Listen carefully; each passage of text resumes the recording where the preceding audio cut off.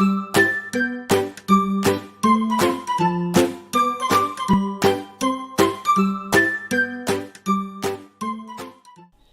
गांव में रामलाल नाम का एक किसान अपनी पत्नी और 4 लड़कों के साथ रहता था। रामलाल खेतों में मेहनत करके अपने परिवार का पेट पालता था, लेकिन उसके चारों बेटे बहुत ही आलसी थे, जो गांव में वैसे ही इधर उधर घूमते रहते थे।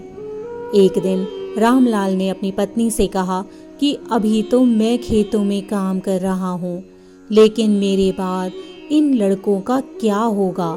इन्होंने तो कभी मेहनत नहीं की, कभी खेत पर झांके तक नहीं हैं, खेती कैसे करेंगे?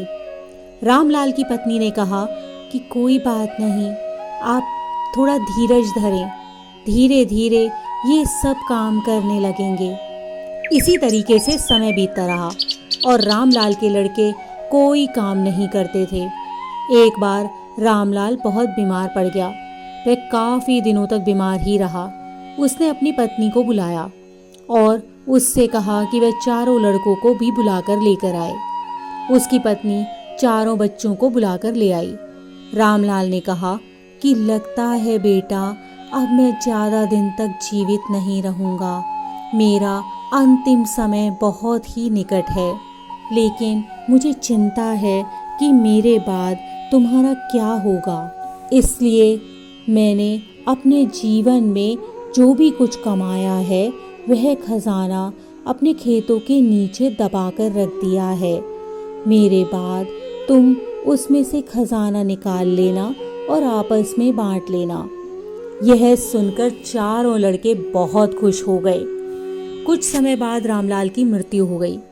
रामलाल की मृत्यु के कुछ दिनों के बाद ही उसके लड़के खेत में दबा खजाना निकालने के लिए पहुंचे। उन्होंने सुबह से शाम तक सारा खेत खोद डाला, लेकिन उन्हें कोई खजाना वहां नजर नहीं आया। लड़के घर आकर अपनी माँ से बोले, माँ, पिताजी ने हमसे झूठ बोला था, उस खेत में कोई खजाना नहीं है। उसकी माँ ने बताया कि तुम्हारे पिताजी ने जीवन में यह घर और खेत ही कमाया है, इसलिए अब तुमने खेत खोद ही दिया है तो उसमें बीज बो दो। मन मारकर लड़के फिर से खेत पर पहुंचे और उस खुदे हुए खेत पर बीज बोने लगे। माँ के कहने के अनुसार उनमें पानी दिया और फिर देखते ही देखते समय आने पर बहुत अच्छी फसल बनकर तैयार हो गई, जिसको देखकर लड़कों ने अच्छा मुनाफा कमाया और वे फिर से माँ के पास पहुंचे। माँ ने कहा, तुम्हारी मेहनत ही तुम्हारा असली खजाना है बच्चों। तुम्हारे पिता इसी खजाने को तुम्हें देना चाहते थे। अब लड़कों को पिताजी के द्वारा दिए गए असली खजाने का पता चल चुका था और वे अब आलस छोड़कर पूरी मेहनत के साथ अपने खेतों पर काम करते और अपना जीवन बिताने लगे। तो बच्चों, इस कहानी से तुम्हें क्या शिक्षा मिलती है कि हमें आलस्य को त्याग कर मेहनत करनी चाहिए।